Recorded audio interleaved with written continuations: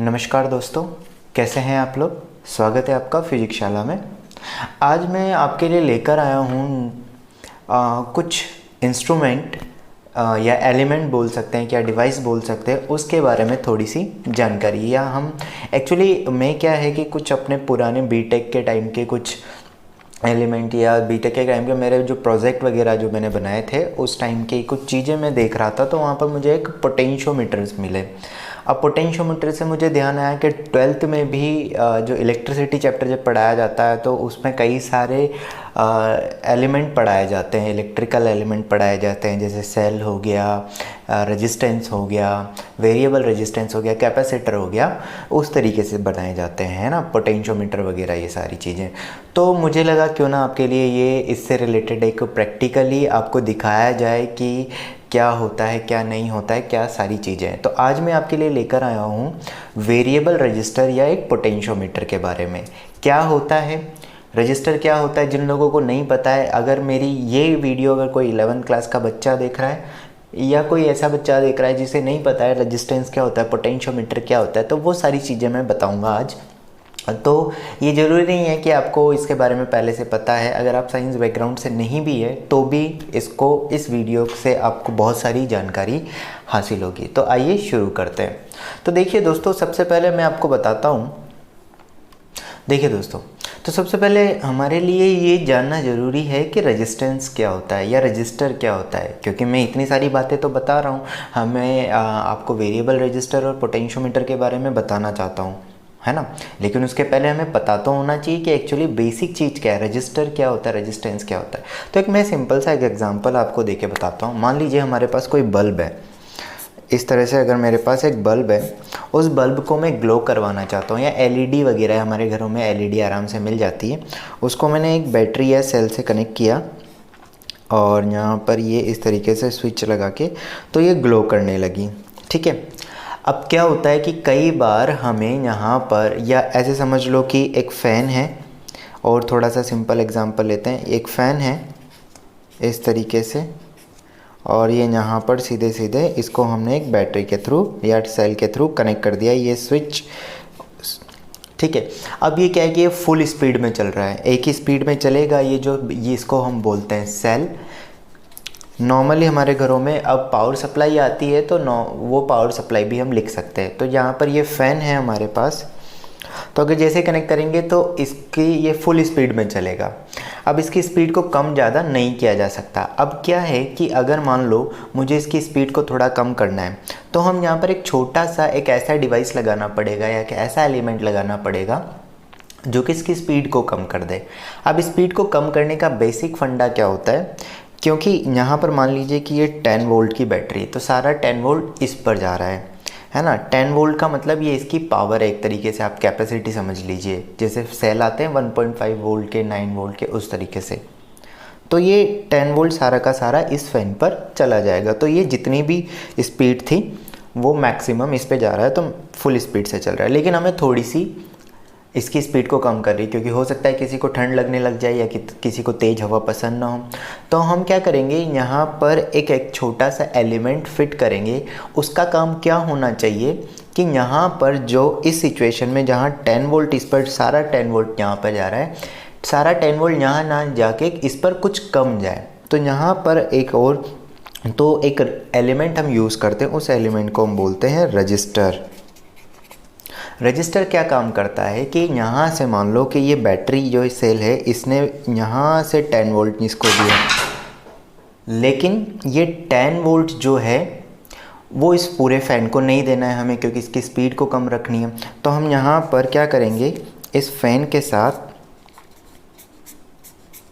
इस रजिस्टर को कनेक्ट कर देंगे। ये रजिस्टर एक्चुअली ये सिंबल है, ऐसा नहीं होता है, ये सिर्फ इसका सिंबल है, इसको हम आर से रिप्रेजेंट कर सकते हैं। तो यहाँ पर बैटरी के साथ हमने एक रजिस्टर भी कनेक्ट कर दिया, ठीक है।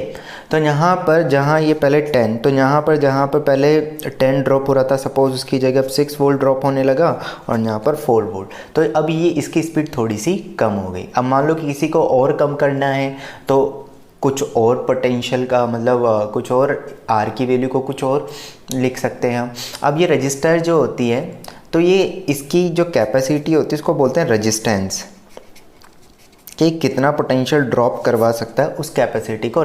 जितना ज़्यादा रेजिस्टेंस होगा उतना यहाँ पर पोटेंशियल ड्रॉप होता रहेगा। अब मान लो कि यहाँ पर हमें, अब देखिए यहाँ 10 वोल्ट था तो यहाँ स्पीड ज़्यादा थी, यहाँ 6 वोल्ट हो गया तो इसकी स्पीड कम हो जाएगी। अगर मैं 5 वोल्ट करूँगा तो स्पीड और कम हो जाएगी। तो अगर हमें यहाँ स्पीड तेज़ करनी है तो यहाँ पोटेंशियल ज़्यादा होना चाहिए, यानी कि ये यहाँ से ज़्यादा पावर एनर्जी यहाँ जानी चाहिए।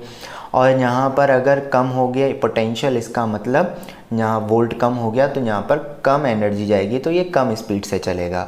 और स्पीड को कम करने के लिए हमने ये रेजिस्टेंस का यूज़ किया है। तो अब बात ये आती है, तो रेजिस्टेंस का बेसिकली डेली सर्किट में ये काम होता है कि ये पावर को ड्रॉप करवा लेता है, या इस एनर्जी को आप ऐसे समझ लीजिए कि 10 वोल्ट है, इसकी इस सेल की कुछ एनर्जी होगी, तो जितनी एनर्जी यहाँ जा रही है उस एनर्जी में से कुछ एनर्जी इसने यहाँ पर ले ली। तो जितना आप रेजिस्टेंस बढ़ाओगे उतनी एनर्जी अपने पास रखता जाएगा। अब हमें यहाँ पर सपोज़ किसी को कम हवा चाहिए तो और यहाँ पर पोटेंशियल ज़्यादा रखना पड़े, रेजिस्टेंस की वैल्यू हमें ज़्यादा बढ़ानी पड़ेगी। अब बार बार तो ये रेजिस्टेंस चेंज करते रहेंगे नहीं, क्योंकि आपने देखा होगा कि इसका बहुत अच्छा एग्जांपल होता है हमारे घरों में जो फ़ैन होते हैं। आपने वहाँ पर देखा होगा कि हम सिर्फ एक रेगुलेटर बोलते हैं, उसे क्या बोलते हैं, रेगुलेटर बोलते हैं। उस रेगुलेटर को हम घुमाते रहते हैं, इस तरह का होता है, और यहाँ पर उस पर मार्किंग होती है। उस रेगुलेटर को एक नॉब यहाँ पर बनी होती है, इस रेगुलेटर को घुमाते रहते हैं और उसकी स्पीड बढ़ती रहती है। घुमाते हैं फिर उसकी स्पीड कम हो जाती है। कम करने के लिए और ज़्यादा करने के लिए हम उसकी नॉब को ऐसे घुमा सकते हैं, ठीक है ना। तो बेसिकली वो भी एक तरह से कॉम्बिनेशन ऑफ रेजिस्टेंस ही होता है। अगर ज़्यादा हवा चाहिए तो रेजिस्टेंस ये आर की वैल्यू कम हो जाएगी, कम हवा चाहिए तो आर की वैल्यू ज़्यादा कर दो, ज़्यादा हवा चाहिए तो आर की वैल्यू कम कर दो। तो इसका मतलब ये आर की वैल्यू कंटिन्यूसली चेंज होती रहती है। तो अगर हम इसको चेंज करते रहे तो आसानी से हम इसकी स्पीड को भी कम ज़्यादा कर सकते हैं। तो इस टाइप का जो रेजिस्टेंस होता है उसको बोलते हैं वेरिएबल रजिस्टर, मतलब ऐसा रजिस्टर जिसकी वैल्यू को हम आसानी से कम ज़्यादा कर सकते हैं, ठीक है ना। तो उस टाइप के जो रजिस्टर होते हैं उनको हम वेरिएबल रजिस्टर बोलते हैं। मैं आपको दिखा भी देता हूँ दोस्तों, ये होते हैं नॉर्मल रेजिस्टेंस। ये जो है ये नॉर्मल, यहाँ पर ये नॉर्मल रजिस्टर है। अगर मैं इसकी बात करूँ, ये जो स्टैटिक रेजिस्टेंस या सिंपल रेजिस्टेंस जो है वो ये यहाँ पर रेजिस्टेंस है, और ये दोनों, तो ये सिंपल रेजिस्टेंस होते हैं वो ये वाले रेजिस्टेंस होते हैं। इसी तरीके से ये वाला भी देखो, इनके बारे में भी मैं आपको एक वीडियो में बताऊंगा कि ये क्या होता है, कैसे हमें पता लगता है कि ये कौन सा रेजिस्टेंस है, कैसे क्या यहाँ पर इसकी चीज़ें आएंगी। तो ये यहाँ पर हम इसके बारे में भी देख सकते हैं, ठीक है। तो बेसिकली हम यहाँ पर बात करने वाले हैं वेरिएबल रेजिस्टेंस की। तो वेरिएबल रजिस्टर जो होता है उसको पोटेंशियोमीटर भी बोलते हैं। एक्चुअली डिवाइस एक ही होता है। आई होप आपको ये समझ आया होगा कि रजिस्टर का क्या काम है और वेरिएबल रजिस्टर किसको बोल रहे हैं। तो आगे बढ़ते हैं। तो बेसिकली जो ये पोटेंशियोमीटर और जो वेरिएबल रजिस्टर है ये एक्चुअली एक ही डिवाइस को बोलते हैं। ये इस तरह का डिवाइस होता है, मैं अगर आपको दिखाऊं तो ये कुछ इस तरीके का डिवाइस होता है, इस तरीके का, ठीक है, जिसमें ये नॉब होती है और उसको स्लाइड करते हैं। अगर हम, आपने देखा भी होगा कि इसको अगर हम स्लाइड करते हैं, जैसे ये इस तरीके से है, इसको स्लाइड करूँगा अगर, तो ये स्पीड, अगर मान लीजिए कि यहाँ अभी लो स्पीड है, इसको घुमाऊँगा तो फुल स्पीड की तरफ बढ़ता रहेगा। ये इस तरीके से हो सकता है, इस टाइप का। सेम यही दोनों एक ही जैसे हैं। और एक और ये हमारे पास एक और इस तरीके का बना हुआ है, ठीक है। कई सारे होते हैं। ये स्लाइडर रजिस्टर आपने देखा होगा, कई जगह वो खटखट वाले भी आते थे जिसमें बस कुछ ही पॉइंट पर होता था यहाँ पर, लेकिन ये दूसरे वाले हैं जो हर एक पॉइंट पर हो सकता है। तो इनको वेरिएबल रजिस्टर, पर्पस के अकॉर्डिंग इसे पोटेंशियोमीटर भी बोल सकते हैं और वेरिएबल रजिस्टर भी बोल सकते हैं, ठीक है। अब मैं आपको पहले बताता हूँ कि एक्चुअली ये वर्क कैसे करता है, फिर मैं इसके अंदर आपको खोल के समझाऊंगा कि एक्चुअली क्या है ये, क्या ये इसके अंदर मैकेनिज़्म क्या इसका होता है। तो आइए देखते हैं। देखिए दोस्तों, यहाँ पर अगर मैं आपको अब बताता हूँ कि यहाँ पर एक्चुअली जो ये इस तरह के जो एलिमेंट हैं, डिवाइसेस हैं, इसके अंदर की स्ट्रक्चर कुछ इस तरीके की होती है। अब ये काम कैसे करता है, देखो, जो सिंपल स्ट्रक्चर अगर सैम्पल की बात करें तो इस तरह का अगर बना हुआ होता है तो वो वेरिएबल रेजिस्टेंस उसका मतलब होता है, और अगर ऐसा बना हुआ है तो ये पोटेंशियोमीटर या रियोस्टेट का भी सिंबल यही होता है। ये जो डायग्राम बनाया है मैंने, ये पोटेंशियोमीटर के अंदर जो अभी हम देखेंगे खोल के, उसके अंदर का ये सारा सिस्टम इस तरीके का रहता है। अब एक्चुअली क्या होता है ना कि जैसे यहाँ पर V इनपुट, मान लो कि ये यहाँ से पावर सप्लाई आ रही है और यहाँ से वापस पावर सप्लाई इधर जाती है, तो अगर हम ये वैल्यू जितनी ज़्यादा बढ़ाएंगे, ये R1 की वैल्यू सिंपल, बहुत सिंपल तरीके से देखते हैं। यहाँ से इनपुट करंट आ रहा है, मतलब यहाँ से कोई बैटरी कनेक्टेड है, मैं ऐसे समझा देता हूँ आपको। ये यहाँ से एक बैटरी कनेक्टेड है इस जगह पर कहीं, ठीक है। तो और इधर से ये यहाँ पर, और यहाँ से कोई एक आउटपुट में हमने एक बल्ब वगैरह कुछ कनेक्ट किया हुआ है। इस तरह से कुछ बल्ब वगैरह यहाँ पर मान लेते हैं कि ये एक कोई फ़ैन हमने कनेक्ट कर रखा है इस तरीके से, और ये यहाँ से कनेक्टेड है। तो अब देखो दोस्तों क्या होता है एक्चुअली, यहाँ पर जैसे मान लो कि यहाँ से करंट आ रहा है, अब इधर तो जाना नहीं है, उसको इस करंट को यहाँ से पास होते हुए इस तरह से जाना है। R1 की वैल्यू जितनी ज़्यादा होगी करंट की वैल्यू उतनी ही कम होगी। R1 जैसे जैसे बढ़ता जाएगा स्पीड वैसे वैसे कम होती जाएगी। तो बेसिक कॉन्सेप्ट यहाँ पर होता है। अब ये एक्चुअली ये R2 अलग से लगा नहीं है, तो यहाँ पर क्या होता है, इसके अंदर जो पोटेंशियोमीटर होता है, ये जो हम देख रहे हैं, इसके अंदर कुछ एक ऐसी प्लेट सी बनी हुई होती है, ठीक है। और बीच में एक इस तरीके से एक नॉब होती है, वाइपर जो उसको हम बोल सकते हैं, जो इसके ऊपर ऐसे घूमता रहता है। तो जब ये यहाँ पर कनेक्ट, इस जगह पर हम इनपुट लगाते हैं और इस जगह से हम आउटपुट लेते हैं, ठीक है। जो ये मैंने इनपुट लिया, ये इनपुट लिखा हुआ है और ये आउटपुट लिखा हुआ है। तो यहाँ से इनपुट जाएगा। अब देखो होगा क्या, मान लो कि ये वाली जो नॉब है, अगर ये इस जगह पर डायरेक्ट इस तरीके से कनेक्टेड है, सपोज़ ये इस जगह पर ऐसे कनेक्टेड है, तो करंट यहाँ से जाएगा और सीधे इस जगह से निकल कर आ जाएगा, ठीक है। तो कोई रेजिस्टेंस मिला ही नहीं, मतलब फुल स्पीड में चल रहा है। अभी समझना पहले इस बात को। अब अगर इसको थोड़ा सा मान लो कि ये नॉब यहाँ की जगह यहाँ पर है, तो थोड़ा सा करंट इधर जाए, इधर तो जा नहीं सकता क्योंकि ये तो कनेक्टेड ही नहीं है। तो यहाँ से करंट जाएगा, इसमें जाएगा और यहाँ से होते हुए, तो जब यहाँ से करंट ऐसे फ्लो करवाना है, तो जब करंट फ्लो कर रहा है तो इस टाइम पर जब ये यहाँ रहता है उस टाइम पर तो इसको कोई भी रेजिस्टेंस नहीं मिलता है, तो फुल स्पीड तो मैक्सिमम करंट फ्लो हो जाता है। लेकिन जब ये यहाँ जाता है, थोड़ा वाइपर ऊपर है ये वाला, तो जैसे ही ये इसमें, तो इसको ये वाला पाथ भी ट्रैवल करना पड़ता है, और ये एक्चुअली एक मेटल का बना हुआ होता है इसके अंदर, तो इसका रेजिस्टेंस कुछ होता है। तो जैसे जैसे ये ऊपर बढ़ेगा तो यहाँ से करंट इसको फ्लो, तो यहाँ पर थोड़ा सा रेजिस्टेंस आया तो करंट की वैल्यू कम हो जाएगी। थोड़ा और आगे बढ़ा दोगे, मान लो यहाँ बढ़ाओगे, तो और यहाँ से घूम के इसको इधर से जाना पड़ेगा, तो रेजिस्टेंस की वैल्यू और ज़्यादा हो जाएगी। बात समझ में आ रही है आपको? तो बेसिकली ये चीज़ यहाँ पर इस तरीके से दी हुई होती है। तो इस तरीके से इस वाइपर के घुमाने की वजह से रेजिस्टेंस की वैल्यू कम ज़्यादा होती रहती है। हाँ, अब आपके दिमाग में ये आ रहा होगा कि फ़ैन में तो एक्चुअली हम जब 1 पे करते हैं तो स्पीड कम रहती है, और जब 4 पे करते हैं तो स्पीड मैक्सिमम हो जाती है। तो उसमें एक्चुअली क्या होता है, 1 पे करते हैं तो इस मैक्सिमम रेजिस्टेंस रहता है। 1 पे करते हैं जब, तो रेजिस्टेंस जो होता है वो मैक्सिमम रहता है, ठीक है ना। वो डिपेंड करता है कि ये जो तीसरा टर्मिनल है, वो तीसरे टर्मिनल को आप कैसे कनेक्ट कर रहे हो उसके ऊपर डिपेंड करता है। वो भी रिवर्स किया जा सकता है। तो बेसिक मैकेनिज़्म आपको समझ में आनी चाहिए, उसको भी हम लास्ट में देख लेंगे। तो आपको ये समझ में आना चाहिए कि यहाँ से करंट जो है, अगर आप इस वाइपर को इसके ऊपर जैसे जैसे इधर से घुमाओगे तो रेजिस्टेंस की वैल्यू कंटिन्यूसली बढ़ती रहेगी। अगर मान लो आपने टोटली इसको इधर घुमा दिया, यहाँ से यहाँ घुमा दिया, तो करंट इधर से आएगा और इधर से फ्लो होते हुए इस तरफ से जाएगा, तो मैक्सिमम रेजिस्टेंस फ्लो करने लगा। इसका मतलब यहाँ पर करंट की वैल्यू कम हो जाएगी, तो फ़ैन की स्पीड कम हो जाएगी। मैं सिर्फ यहाँ पर अभी ये बता रहा हूँ कि स्पीड को कम ज़्यादा कैसे हो रही है, रेजिस्टेंस कैसे कम बढ़ रहा है, कैसे घट रहा है, ठीक है। तो वो चीज़ यहाँ पर है। अब मैं आपको इसके अंदर का सारा मटेरियल दिखाता हूँ कि किस तरीके से आपको, आई होप ये समझ में आया होगा कि ये स्लाइड करने से रेजिस्टेंस कम ज़्यादा कैसे होता है। 1 पे करने से स्पीड कम रहती है, वो उसको हम कनेक्शन करके देख सकते हैं, वो ज़्यादा लास्ट में मैं बता दूंगा। तो आइए देखते हैं इसको। तो इस तरीके का कुछ होता है ये, तो इसको खोल के देखते हैं।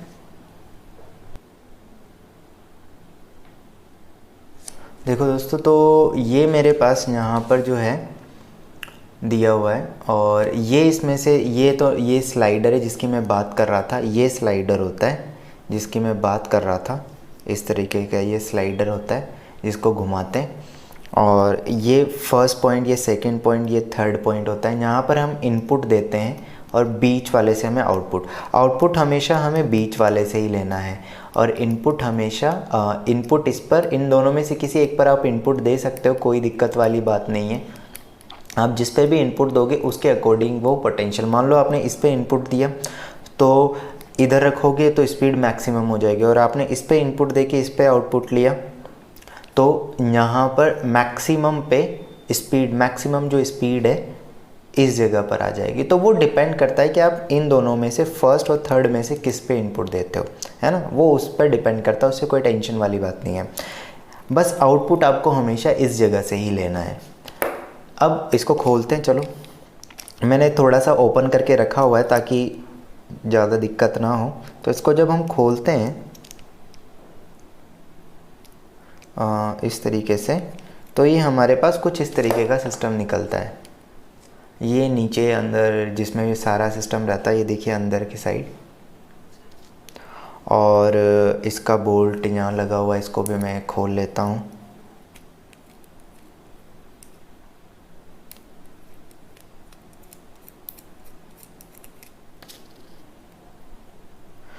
देखो, तो बेसिकली इस वाइपर को मैं निकाल देता हूँ। ये है वाइपर, ये पॉइंट, मतलब ये बेसिकली ये जो दी हुई है, ये जो प्लेट छोटी सी दी हुई है, ये इसका काम कर रही है, इस चीज़ का। ये जो पॉइंटर है, ये जो यहाँ पर ये जो निडल आपको दिख रही है ना, जो मैंने कनेक्ट की हुई है, वो ये वाला पुल सिस्टम है।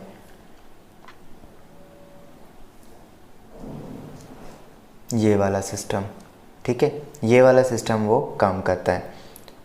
अब दूसरी बात यहाँ पर जो आएगी, ये देखो यहाँ पर ये बीच वाला पॉइंट यही है। और ये जो मैं आपको बता रहा था, ये वाली जो लाइन जो मैं बता रहा था, वो ये वाली लाइन है।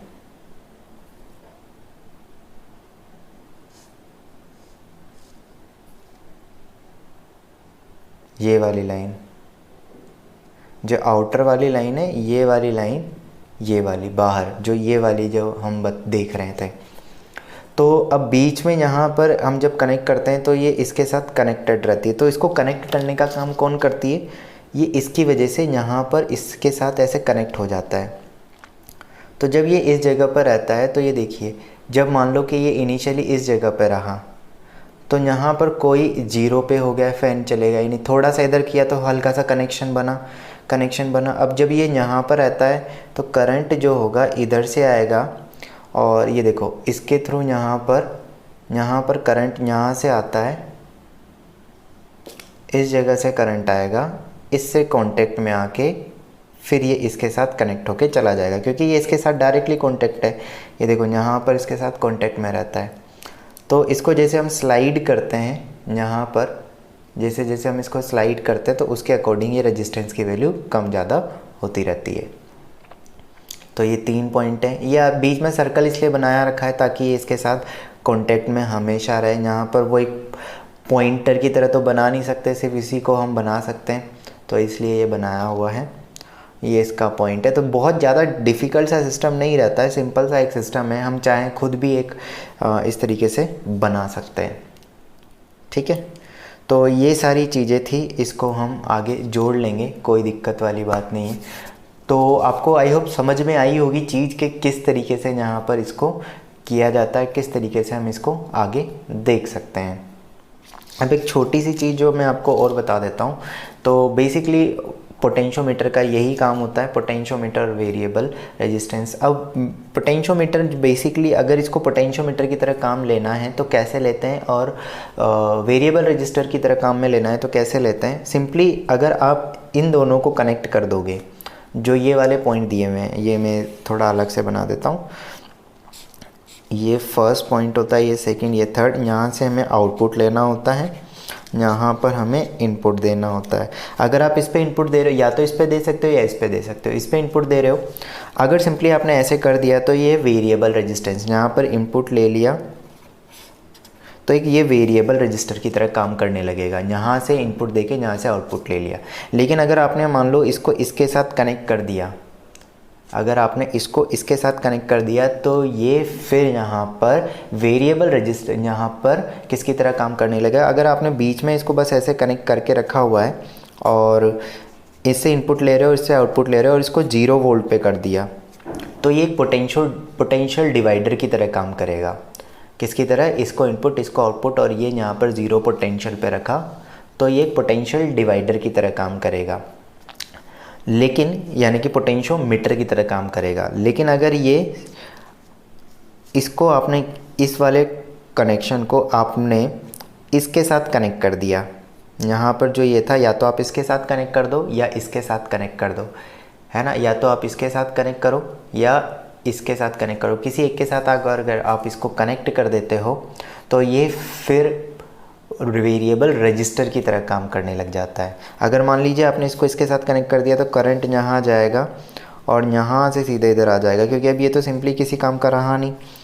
और आपने इसको इसके साथ कनेक्ट कर दिया तो ये तो ख़त्म हो गया और करंट फिर यहाँ से सीधे निकल कर आ जाएगा। वो सारी इतनी ज़्यादा जानकारी की ज़रूरत नहीं है, ठीक है। तो बेसिकली सिंपल कनेक्शन करने होता है। अगर आपको कभी भी करना हो, स्पीड रेगुलेटर यूज़ करना हो, तो एक में इनपुट देना है, एक में आउटपुट दे देना, आपका काम हो जाएगा। आपको लगे कि यार फर्स्ट नॉब जो है किस तरीके से अब आप उसको यूज़ करना है, तो आपको इस तरह से घुमा के लगा सकते हैं। कई आपने देखा होगा दोनों साइड से एक जैसे ही दिखते हैं, तो आप चाहो तो ऐसे लगा लो, चाहो तो ऐसे लगा लो, कोई दिक्कत वाली बात नहीं है। आई होप आपको ये वीडियो पसंद आया होगा। अगर आपको ये वीडियो अच्छा लगा है तो लाइक कीजिए और कैसा लगे ये भी कमेंट करके बताइए। और अगर आपको नेक्स्ट वीडियो में मैं आपके लिए रेजिस्टेंस के बारे में लेकर आऊँगा, रेजिस्टेंस की कलर कोडिंग के बारे में लेकर आऊँगा, इस टाइप के जो रेजिस्टेंस होते हैं, कार्बन रेजिस्टेंस जो होते हैं, तो नेक्स्ट वीडियो इस रेजिस्टेंस के बारे में जानने के लिए फिजिक्स शाला के साथ बने रहिए। तब तक के लिए धन्यवाद।